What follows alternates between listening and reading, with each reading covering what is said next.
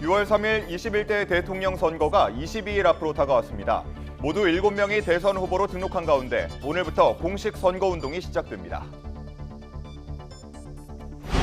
내란 우두머리 혐의 등으로 기소된 윤석열 전 대통령의 세 번째 재판이 오늘 열립니다. 법원이 윤 전 대통령의 지하 출입을 불허하면서 형사재판 출석 모습이 오늘 처음 공개됩니다.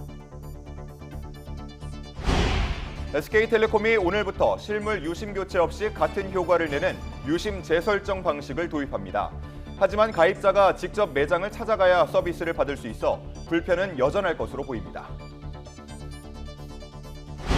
러시아와 우크라이나 정상이 오늘 15일 튀르키예에서 만나 휴전 협상을 벌입니다. 푸틴 러시아 대통령의 직접 회동 제안을 젤렌스키 우크라이나 대통령이 받아들였습니다. 한국전력공사의 자회사인 한전 KDN의 하청업체 직원들이 소모품 비용을 과다 청구하는 방식으로 횡령을 저지른 사실이 적발됐습니다. 한전이 감사에 착수했고 직원들은 경찰에 자수했습니다. 시청자 여러분 안녕하십니까? 5월 10일 월요일 뉴스타트 1부 시작합니다. 더불어민주당과 국민의힘, 개혁신당의 대선 후보가 확정되면서 제21대 대통령 선거의 대진표도 확정됐습니다. 이른바 3자 구도가 형성된 가운데 오늘부터 각 후보는 22일간 공식 선거운동에 돌입합니다. 첫 소식 안윤학 기자의 보도입니다. 민주당과 개혁신당에 이어 국민의힘까지 진통 끝에 대선 후보가 확정되면서 이재명 대 김문수 대 이준석, 3자 구도 대진표가 완성됐습니다.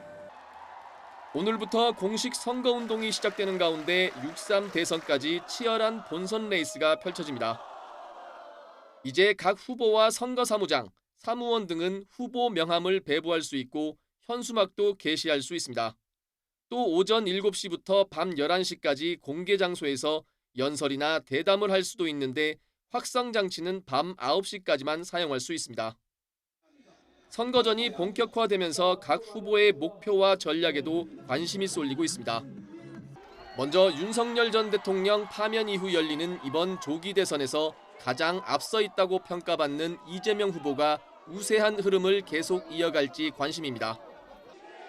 범진보 진영에선 이 후보가 민주화 이후 최초로 과반 득표와 함께 두 자릿수 득표율 차이란 두 가지 목표를 동시에 이룰 거란 기대감마저 나옵니다.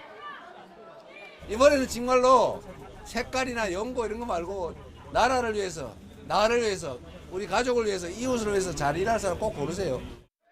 반대로 수세에 몰린 상황에서 대선을 치르는 보수 진영에선 범보수 단일화 빅텐트론으로 최대한 반전을 모색할 걸로 예상됩니다.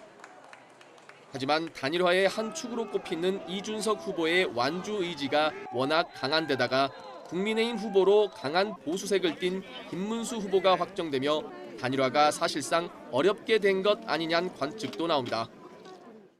며칠 안 남았기 때문에 그동안에 얼마나 화합하고 더 또 우리 당만이 아니라 폭을 더 넓게 해서 전체적으로 이 광폭의 빅텐트를 통해서 국민을 통합하고 자연스레 이준석 후보의 행보로 시선이 쏠리는 이유인데 개혁신당 내부에선 내심 두 자릿수 득표율을 넘어 2위 이상 결과까지 기대하는 기류도 읽힙니다. 국민의힘이 막판 단일화 과정에서 터져나온 잡음이 젊고 새로운 보수를 표방하는 이 후보에겐 반사이익으로 작용할 수 있다는 겁니다. 자연스럽게 중도 보수 진영의 헤게모니는 저희 개혁신당과 이준석이 잡게 될 것이다 확신을 가지고 있습니다. 중도 보수까지 넘보는 이재명, 강한 보수를 표방한 김문수, 개혁 보수 입지를 굳히려는 이준석 후보의 3파전 대선 레이스가 본격 시작됐습니다. YTN 안윤학입니다. 더불어민주당 이재명 대선 후보는 공식 선거운동 첫날인 오늘 서울 광화문 광장을 시작으로 본격 유세전에 돌입합니다. 이어 경기 성남시 판교와 화성 동탄, 대전을 차례로 방문해 선도 경제를 이끌겠다는 구상을 발표합니다. 김다현 기자가 보도합니다. 민주당 이재명 대선 후보는 제21대 대선 공식 선거운동 첫날 유세 장소를 서울 광화문 광장으로 선택했습니다. 지난해 12.3 비상계엄 선포 이후 윤석열 전 대통령 파면까지 124일간 광화문을 메웠던 국민의 함성을 유세로 이어가 빛의 혁명을 완성하겠다는 구상입니다. 아시는 것처럼 이제 광화문이 빛의 혁명의 상징적인 공간으로 저희들은 이해를 하고 있고, 이어 선도 경제를 만들겠다는 의미로 경기 성남시 판교와 화성 동탄, 대전 등을 이른바 K 이니셔티브 벨트로 묶고 유세를 이어간다는 계획입니다. 판교에서 혁신과 관련된 브라운백 미팅을 아마 예정하고 있고요. 그다음에 3시에 K반도체 유세를 동탄에서 할 예정입니다. 공식 선거운동 시작 하루 전까지 이 후보는 호남 지역을 돌며 경청 투어 일정을 마무리했습니다. 10하루에 걸쳐 모두 51개 지역을 방문한 이 후보는 민생을 살려달라는 절절한 호소가 목에 멍에처럼 감기고 있다며 소회를 밝혔습니다. 소멸 위기 지역들 거기를 많이 다닌 편인데 그래서 그런지 모르겠지만 정말 거의 절망적인 상황인 것 같습니다. 대선이 20여일 앞으로 다가온 가운데 이재명 후보는 경청과 통합을 기본 콘셉트로 지역을 돌며 본격적인 유세를 펼칠 예정입니다. 민주당 선대위는 테러 위협이 커지는 상황이라며 새로운 형태의 유세 방법을 여러 각도로 고민하고 있다고도 설명했습니다. YTN 김다현입니다. 국민의힘 김문수 대선 후보는 이른 새벽 서울 송파구 가락시장을 찾아 상인들의 민심을 청취하면서 공식 선거운동 첫날 일정을 시작합니다. 김 후보는 이어 여의도 당사로 자리를 옮겨 중앙선거대책위원회 회의를 열고 선대위 추가 인선도 발표합니다. 오후에는 국립대전현충원에서 제2연평해전 연평도 포격전 전사자와 천안함 46용사의 묘역을 참배할 예정입니다. 김 후보는 전통적인 강세 지역인 대구 서문시장에서 첫 유세전에 나서며 지지를 호소할 계획입니다. 개혁신당 이준석 대선 후보는 전남 여수에서 공식 선거운동 첫 일정을 시작했습니다. 이 후보는 오늘 새벽 0시부터 여수 국가산업단지를 찾아 대한민국의 자랑이자 땀의 결실인 2차 산업단지가 여러 어려움을 겪고 있다며 재도약을 위한 대책을 내놓겠다고 밝혔습니다. 이어 윤석열 대통령과 이재명이라는 과거를 보는 사람들에 의해 대한민국의 미래가 정치에서 지워졌다면서 이준석 정부가 출범하면 미래 비전을 공유하고 서로 경쟁하는 정치로 탈바꿈하겠다고 말했습니다. 국민의힘의 대선 후보 교체 논란은 일단락됐지만 당내 여진은 이어지고 있습니다. 애초 논란을 자초한 지도부 모두 사퇴해야 한다는 요구인데 대선 이후 당권 구도에 적잖은 영향을 줄 거란 관측도 나옵니다. 임성재 기자입니다.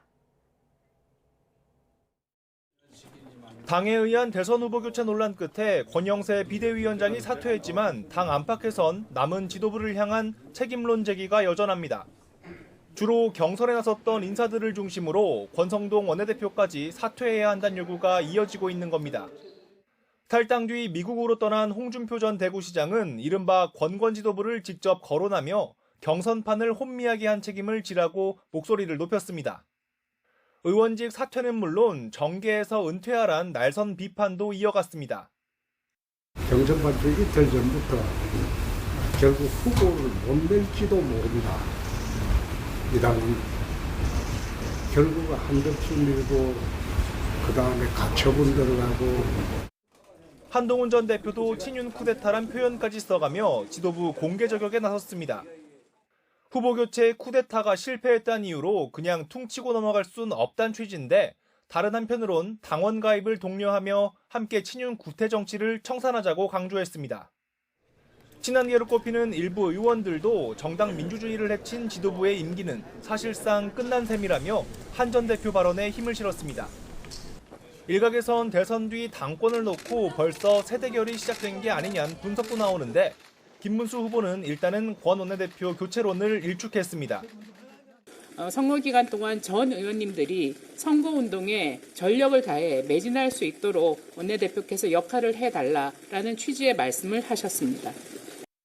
이런 가운데 윤석열 전 대통령은 경선 과정에서 진통이 있었지만 이제는 단결해야 할 때란 메시지를 SNS에 올렸습니다. 이에 당 일각에서도 빨리 출당시키거나 정리해야 한다는 날선 반응들이 나왔는데 향후 친윤계 당 주류와의 주도권 다툼 양상이 더 심화할 수 있다는 관측입니다. 민주당은 배후에서 조정했던 한덕수의 난이 실패하자 직접 날뛰고 있다며 사법부는 윤 전 대통령을 즉각 다시 구속하라고 촉구했습니다. YTN 임성재입니다.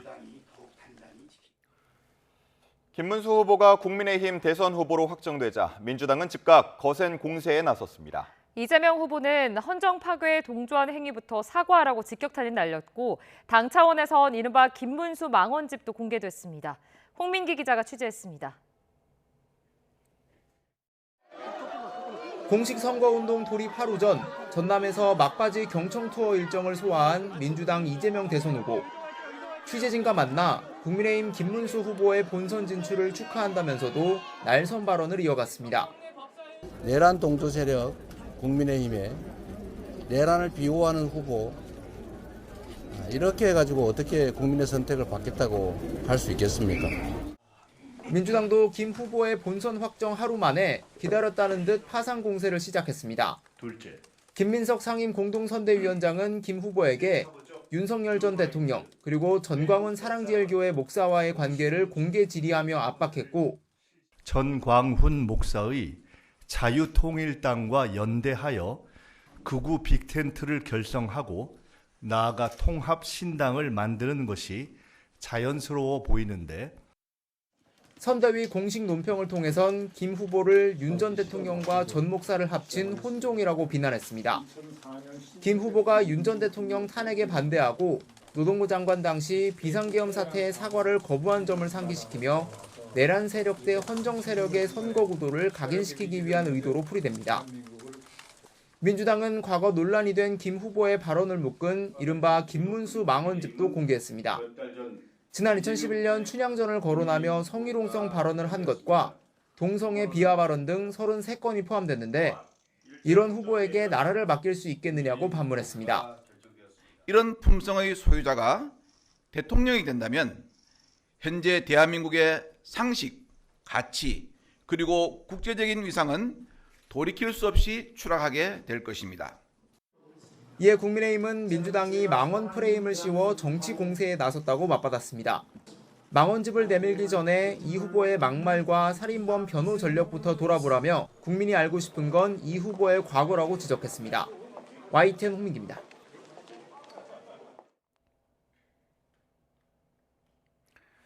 오늘의 주요 재판입니다. 내란 우두머리 혐의를 받는 윤석열 전 대통령이 오늘 형사재판에 출석하는 모습이 처음으로 공개될 전망입니다. 서울중앙지방법원은 오늘 오전 10시 15분 내란 우두머리 혐의로 기소된 윤 전 대통령의 세 번째 공판 기일을 엽니다. 청사관리를 담당하는 서울고법이 지하주차장 이용을 허가하지 않으면서 법원 청사로 걸어 들어가는 윤 전 대통령의 모습이 처음으로 취재진에게 포착될 것으로 보입니다. 공천을 미끼로 억대 금품을 수수한 혐의를 받는 건진법사 전성배 씨의 두 번째 재판이 오늘 열립니다. 서울 남부지방법원은 오늘 오전 정치자금법 위반 혐의로 기소된 전 씨의 두 번째 공판기일을 진행합니다. 전 씨는 2018년 지방선거 당시 경북 영천시장 자유한국당 후보 경선에 출마한 예비 후보에게 공천을 받게 해주겠다며 현금 1억여 원을 받은 혐의로 재판에 넘겨졌습니다. 공직선거법 위반 혐의로 1심에서 벌금 150만 원을 선고받은 더불어민주당 이재명 대선 후보의 배우자 김혜경 씨에 대한 2심 선고가 오늘 나옵니다. 수원고등법원은 오늘 오후 2시 김 씨의 공직선거법 위반 혐의 항소심 선고기일을 진행합니다. 지난달 열린 결심 공판에서 검찰은 김 씨에게 벌금 300만 원을 선고해달라고 재판부에 요청했습니다. 오늘의 재판 일정 살펴봤습니다.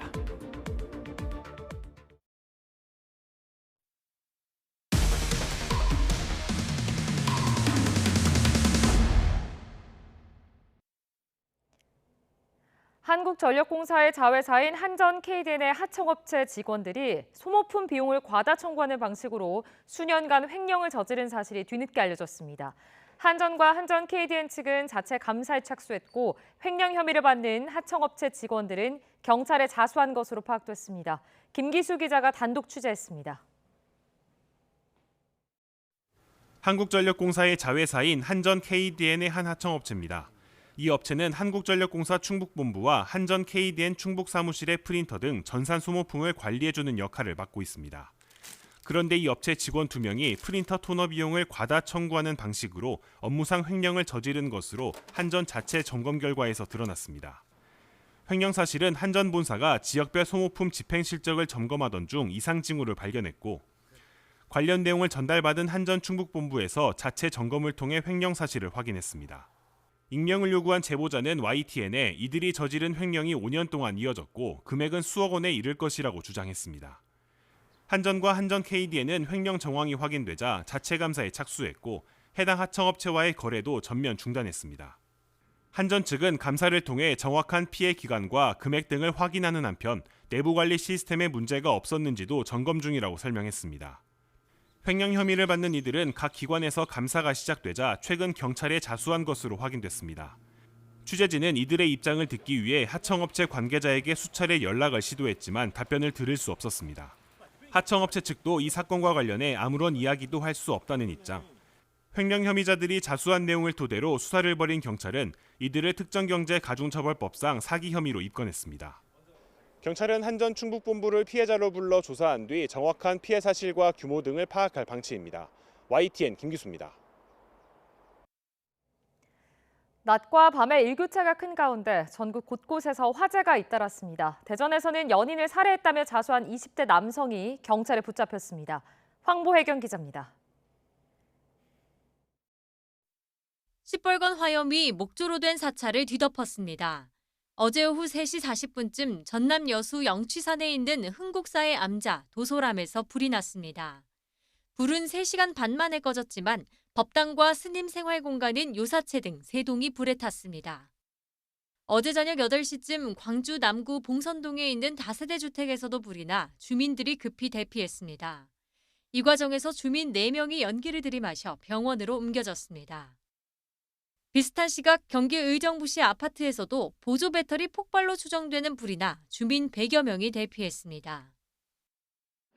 대전에서는 연인 관계 여성을 살해한 혐의를 받는 20대 남성 A씨가 경찰에 긴급 체포됐습니다. A씨는 112에 사람을 죽였다고 자수한 뒤 극단 선택을 시도했다가 신고를 받고 출동한 경찰에 의해 병원으로 옮겨졌습니다. 경찰은 A씨 자택에서 이미 부패가 진행 중인 40대 여성 시신을 발견해 국과수에 부검을 의뢰했습니다. 경찰은 A씨 상태가 호전되는 대로 정확한 범행 경위를 파악할 예정입니다. 부산에서는 광안대교에서 고공농성을 벌였던 형제복지원 피해자가 시위 8시간 만에 구조됐습니다. 피해자는 형제복지원 사건에서 지자체의 책임을 인정한 2심 판결에 불복해 정부와 부산시가 상고하자 항의 농성에 나선 거로 파악됐습니다. YTN 황보혜경입니다. 유심 대란이 계속되는 가운데 SK텔레콤이 유심을 교체하지 않고 식별 정보를 바꾸는 것만으로 피해를 막을 수 있는 유심 재설정 솔루션이 오늘부터 도입됩니다. 다만 T월드 매장을 찾아가야만 서비스를 받을 수 있어서 결국 교체 순번을 기다려야 하는 건 마찬가지라는 지적도 나옵니다. 박기환 기자입니다. SK텔레콤이 도입하는 유심 재설정은 기존 유심의 식별 정보를 새 걸로 바꾸는 것만으로 교체와 같은 효과를 낼 수 있습니다. 복제 유심으로 인한 피해를 예방하는 동시에 교체할 때의 불편도 적다는 게 가장 큰 장점입니다. 주소록이라든지 인증서 백업이고요. 더 불편한 거는 뭐냐면 금융기관 인증을 하나씩 다 다시 받는 거였습니다. 이런 인증 절차 없이 진행이 되는 걸로 일단 나왔습니다. 문제는 유심 교체 예약 순서가 돌아온 가입자만 T월드 매장에 직접 가서 재설정을 받을 수 있다는 겁니다. 당장 피해를 우려하며 순서만 기다리는 722만 명의 가입자에게 달라질 건 없다는 이야기입니다. 유심 교체 속도도 더디기만 합니다. SKT망을 쓰는 가입자 2,500만 명 가운데 지금까지 유심 교체를 받은 건 고작 143만 명. 그나마 새 유심 1,077만 개가 다음 달까지 순차 공급된다는 건 희소식입니다. 한편 최태원 회장이 직접 발표한 재발 방지 대책은 윤곽이 드러났습니다. SK그룹 계열사들의 보안 체계를 뜯어볼 정보보호혁신위원회가 구성 작업에 들어갔고 SKT의 고객신뢰회복위원회도 조만간 모습을 드러낼 예정입니다. 저희가 준비한 이런 내용이라든가 이게 고객분들이 어떻게 받아들여질지, 고객분들이 어떤 것을 더 원하는지 하는 부분들을 이제 종합적으로 같이 좀 논의를 하는 그런 기구가 될 거고요. 한 1, 2주 정도면은 구성이 되지 않을까 싶고요. SKT에 이어 알바몬에서도 회원 개인정보가 유출되면서 정부는 국내 기업 6천여 곳에 사이버 위협 주의령을 내렸습니다. 특히 대통령 선거를 앞두고 정치적 혼란을 이용한 사이버 공격이 예상된다며 보안 태세 강화를 주문했습니다. YTN 박단입니다. 스콧 베센트 미국 재무장관은 중국과의 첫 공식 무역 협상에서 실질적 진전을 이뤘다고 말했습니다. 베센트 장관은 스위스 제네바에서 열린 이틀간의 협상이 끝난 뒤 기자들과 만나 협상 결과와 관련한 세부 사항은 월요일에 공개할 것이라며 이같이 말했습니다.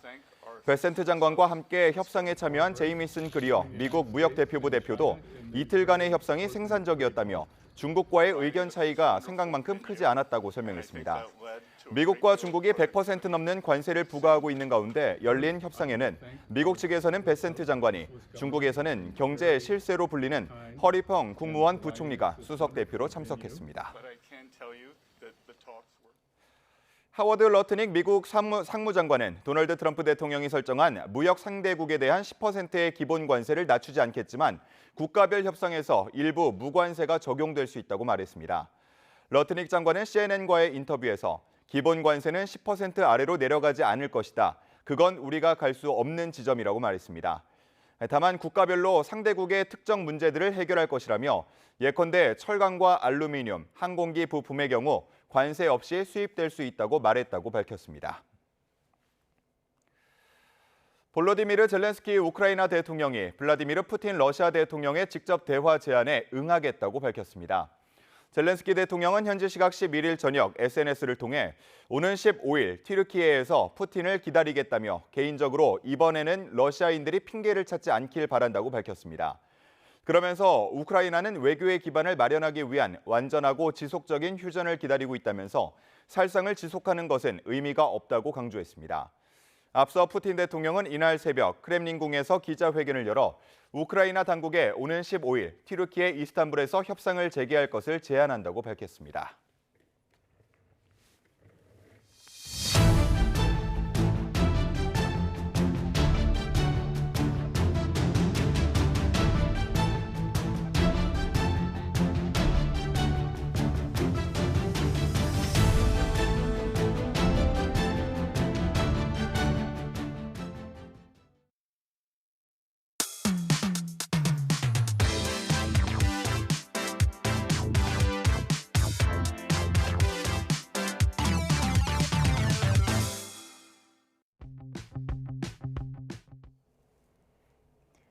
제21대 대통령 선거의 후보 7명이 최종 등록한 것으로 집계됐습니다.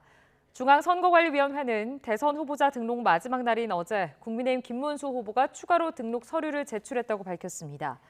이로써 더불어민주당 이재명 후보 기호 1번, 국민의힘 김문수 2번, 개혁신당 이준석 4번, 민주노동당 권영국 5번, 자유통일당 구주화 6번, 무소속 황교안 7번, 무소속 송진호 후보 8번으로 결정됐습니다. 공직선거법에 따라 국회 의석이 많은 정당부터 앞선 번호를 부여받는데 기호 3번은 조국혁신당이 후보자를 내지 않으면서 결번이 됐습니다. 민주당 이재명 후보는 재산 30억 8,900여만 원을, 국민의힘 김문수 후보는 10억 6,500여만 원을 신고했습니다. 개혁신당 이준석 대선 후보는 14억 7천여만 원, 무소속 황교안 후보는 33억 원가량 재산을 등록했습니다. 국민의힘이 대선 후보를 다시 김문수 전 장관으로 교체하면서 한덕수 전 국무총리의 대권 도전은 막을 내리기도 했습니다. 1일 후보로 끝난 한 전 총리의 대권 도전 과정을 홍선기 기자가 정리했습니다. 윤석열 전 대통령 탄핵 심판 국면에서 한덕수 당시 국무총리의 대선 도전 가능성을 높게 보는 사람은 거의 없었습니다.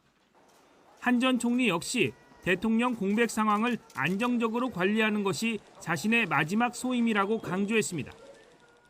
이제는 좌우는 없다고 저는 생각합니다. 오로지 우리나라가 위로, 앞으로 발전하는 것이 정말 중요한 우리의 과제다. 저는 이것이 저의 마지막 항상 소임으로 생각하고. 그러나 지난달 초 트럼프 미국 대통령과의 전화 통화에서 대선 출마 가능성을 묻는 질문에 아직 결정하지 않았다고 말하면서 변화가 감지됐습니다. 이후 한 전 총리는 주한미군 부대를 찾아 군번까지 읊어가며 자신을 예비역 대한민국 육군 병장이라고 소개하는 등 대선 후보 분위기를 내면서도 출마설에는 속 시원하게 답하지 않았습니다. 대통령 출마 계획 있으십니까? 입장 분명히 밝히지 않는 이유 있으십니까?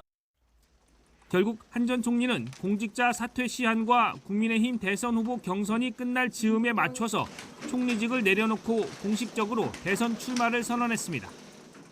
저는 우리가 직면한 위기를 극복하기 위해 제가 할 수 있는 일, 제가 해야 하는 일을 하고자 저의 직을 내려놓기로 최종 결정하였습니다. 출마 선언 뒤에는 대선 유세보다는 김문수 국민의힘 후보와의 단일화에 주력했습니다.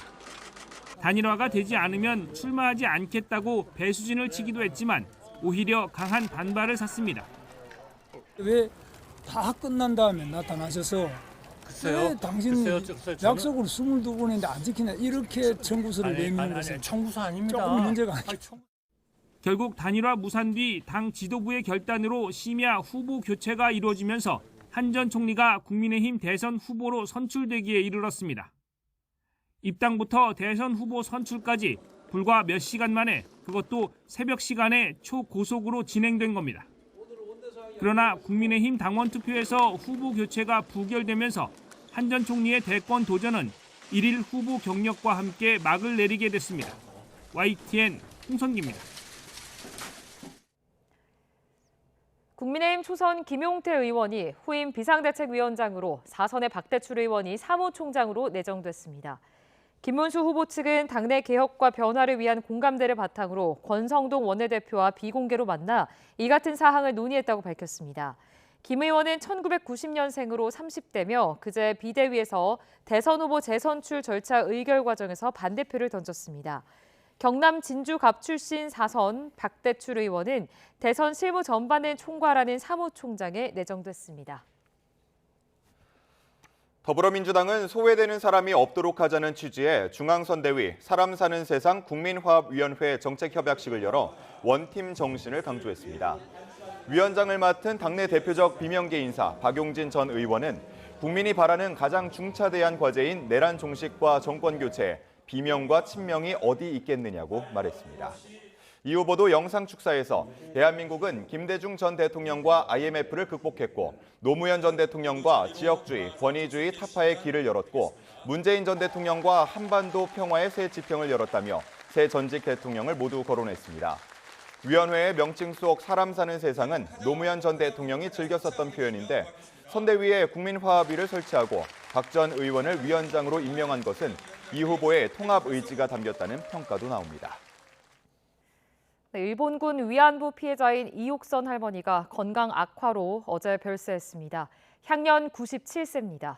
정부에 등록된 일본군 위안부 피해자 가운데 생존자는 이제 6명만 남게 됐습니다. 이종원 기자입니다.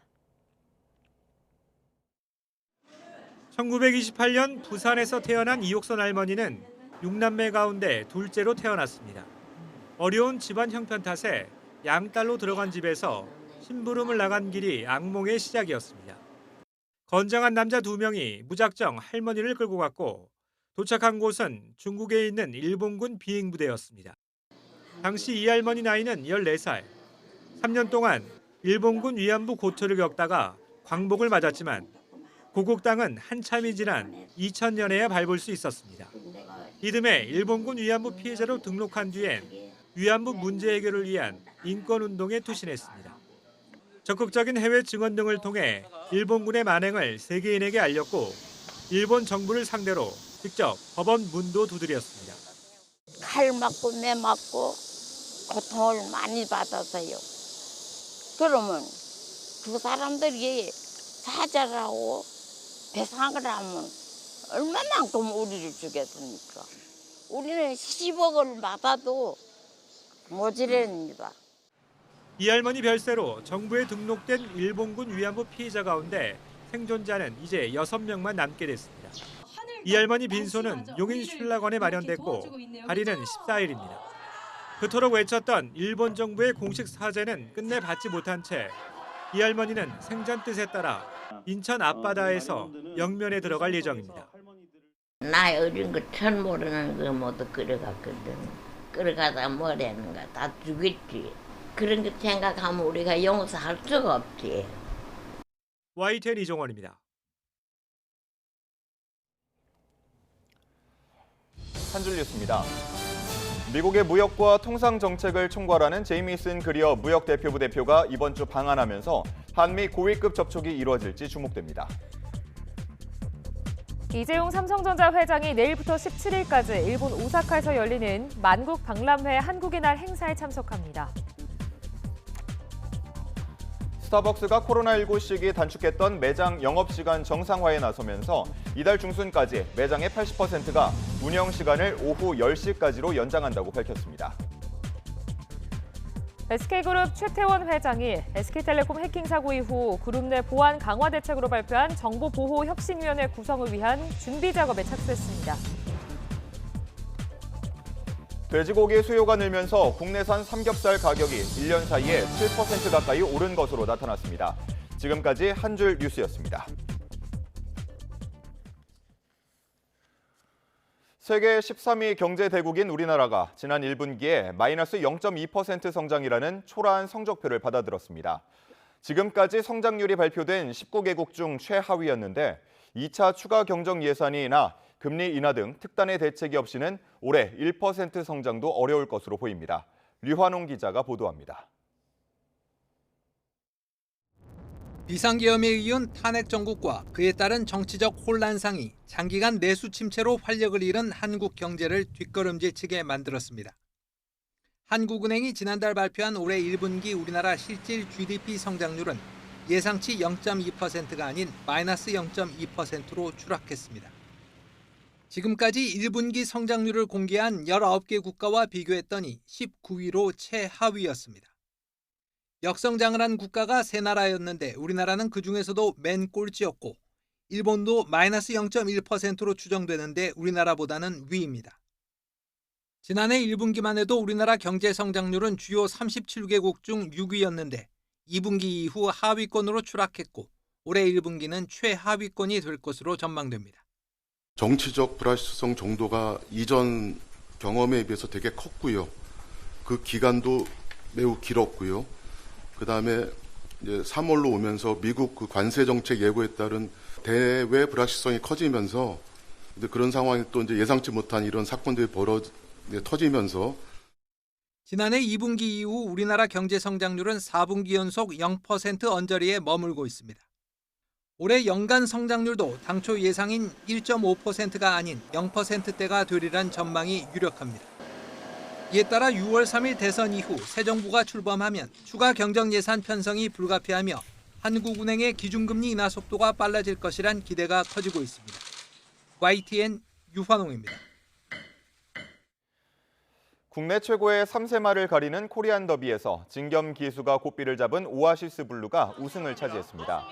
오아시스 블루는 서울 경마공원 레츠런파크에서 1800m 레이스로 펼쳐진 경주에서 마지막 직선주로에서 놀라운 속도로 상대 말들을 제치고 가장 먼저 결승선을 끊었습니다. 이로써 오아시스 블루는 지난달 KRA컵 마일 우승에 이어 3관 경주에서 2연승을 거두고 2016년 파워블레이드 이후 9년 만에 트리플 크라운 달성에 성큼 다가섰습니다.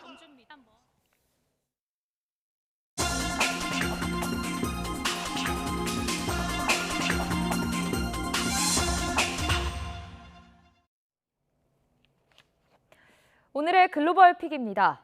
스스로 뱀에게 물리며 해독제 개발의 길을 연 남성이 있습니다. 이 남성의 피를 이용해 만능 해독제를 개발하는 연구가 진행되고 있습니다. 권영희 기자입니다. 트럭 정비사였던 팀 프리드 씨가 맹독을 가진 타이판에 팔뚝을 물립니다.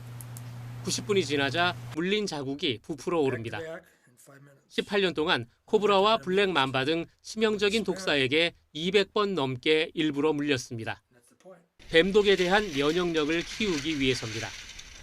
700번 이상 뱀독을 추출해 스스로 주입하기도 했습니다. 맹독으로 혼수 상태에 빠지기도 했지만 치료제 개발에 도움이 되겠다며 실험을 계속했습니다.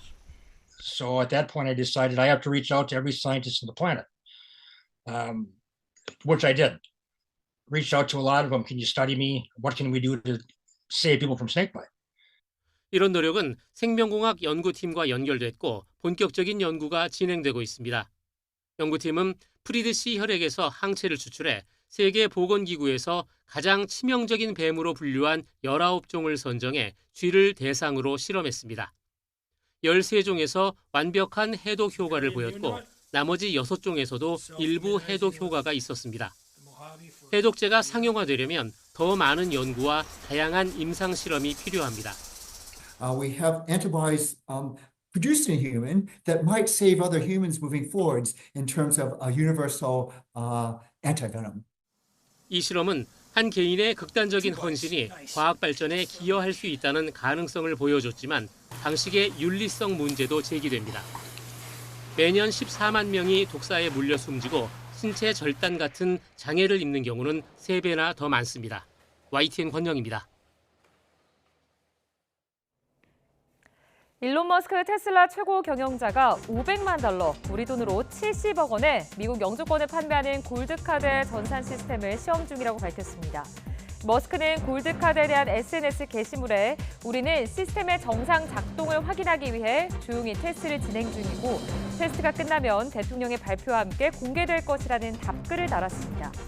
앞서 트럼프 대통령은 지난 2월 기존의 투자 이민 제도를 없애고 $500만 영주권을 주는 골드카드 정책을 시행하겠다고 밝혔고 지난달 초에는 자신의 얼굴이 들어간 실물 골드카드를 보여주며 2주 안에 출시될 것이라고 예고했습니다. 지금까지 글로벌픽이었습니다. 레오 14세 교황이 지난 8일 선출 이후 꾸준히 공식 행보를 이어가고 있습니다. 첫 주일 기도를 집전한 교황은 우크라이나와 중동 전쟁 등 세계 정세에 관한 견해를 밝히면서 더 이상 전쟁은 안 된다고 강조했습니다. 조수연 특파원이 보도합니다. 레오 14세 교황이 지난 8일 선출 당일에 이어 두 번째로 대중 앞에 등장했습니다. 교황으로서 첫 부활 3종 기도를 집전하기 위해서입니다. 교황은 80년 전 2차 세계대전이 종식됐지만 오늘날 3차 세계대전이 조각조각 벌어지고 있다고 지적했습니다. 조각난 3차 세계대전은 프란치스코 전 교황이 자주 사용한 표현입니다. 레오 14세 교황은 더 이상의 전쟁은 안 된다며 전 세계에 평화의 기적이 허락되기를 기도했습니다. Mi rivolgo anch'io ai grandi del mondo, ripetendo l'appello sempre attuale. Mai più la guerra! 교황은 우크라이나 국민의 고통을 가슴에 품고 있다면서 정의롭고 항구적인 진정한 평화가 조속히 이루어져야 한다고 호소했습니다. 또 가자 지구에서 벌어지고 있는 상황에 대해서도 깊은 슬픔을 느낀다며 휴전과 이스라엘 인질 석방, 인도주의적 지원을 촉구했습니다. 최근 충돌했던 인도와 파키스탄의 휴전은 환영 입장과 함께 후속 협상을 통해 영구적인 합의에 이르길 희망한다고 언급했습니다. 아울러 여러 국가가 5월 11일에 기념하는 어머니의 날과 관련해 모든 어머니가 행복한 날을 보내기를 바란다고도 했습니다. Transmitiu muito amor, muita compaixão. A cara dele, o rosto dele representa que vai transmitir muito amor para a gente, né? 교황의 즉위 미사는 오는 18일 거행되고 첫 일반하련은 21일로 예정돼 있어 바티칸에는 세계 각지에서 신자들의 발길이 이어질 것으로 보입니다. 과거 3차례 한국을 방문한 레오 14세 교황은 2년 뒤 세계 청년대회 참석차 다시 한국을 찾을 전망입니다. 바티칸에서 YTN 조수연입니다. 경찰이 드론과 웨어러블 로봇 등 첨단 장비를 활용한 이른바 K-스마트 순찰을 선보였습니다. 여의도 일대에서 시범 운영되는데 경찰은 인파 밀집 지역의 효율적 관리를 기대하고 있습니다. 배민혁 기자의 보도입니다.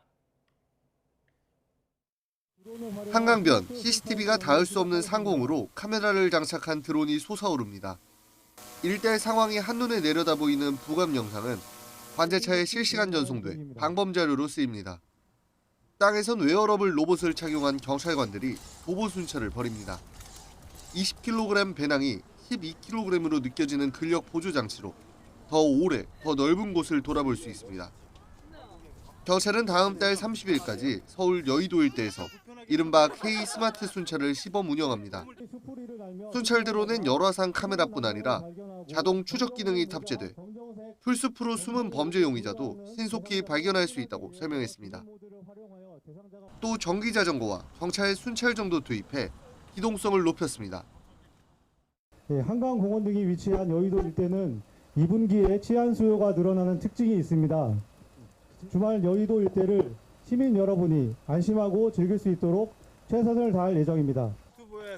경찰은 시범 운영을 통해 치안 사각지대를 최소화하고 인파 밀집 지역의 안전사고 위험을 낮출 방침입니다. YTN 배민혁입니다. 어제 낮 경북 포항시 남구 송도해수욕장에서 20대 남성이 물에 빠져 숨지는 사고가 발생했습니다. 경북 소방본부는 바다에 사람이 들어갔는데 보이지 않는다는 신고를 받고 수색한 끝에 20대 남성 A씨를 심정지 상태로 구조했습니다. A씨는 병원으로 옮겨졌지만 결국 숨졌습니다. 경찰과 소방당국은 구체적인 사고 경위를 조사하고 있습니다. 오늘은 강한 볕이 내리쬐면서 낮 동안 초여름 더위가 나타나겠습니다. 다만 일교차가 무척 커서 아침에는 쌀쌀한데요. 출근길엔 가벼운 외투 꼭 챙기셔야겠습니다. 교통 안전도 신경 쓰셔야겠습니다. 맑은 날씨 덕에 대부분 지역에서 안개가 짙게 끼어 있습니다. 현재 지도에 노랗게 표시된 지역은 가시거리가 1km 안팎이고요. 붉은 지역은 200m 앞도 내다보기가 힘듭니다. 평소보다 천천히 이동하셔야겠습니다. 오늘은 오전까지 수도권 지역에서 공기가 탁하겠고요. 낮에는 전국에서 자외선이 강하겠습니다. 중부 서해안과 영동 지역을 중심으로는 밤부터 바람도 강하게 불겠습니다. 현재 기온 보겠습니다. 서울이 10.2도, 대구가 9.9도로 출발하고 있고요. 한낮에는 서울 24도, 청주 25도, 대구는 26도까지 올라 다소 덥겠습니다. 당분간 낮 동안 초여름 더위가 나타나겠습니다. 목요일에는 중북부 지역과 남해안, 제주도에 비가 내릴 전망입니다. 날씨였습니다. 이상으로 뉴스타트 1부 마칩니다. 잠시 후 2부가 이어집니다. 함께해 주신 여러분 고맙습니다.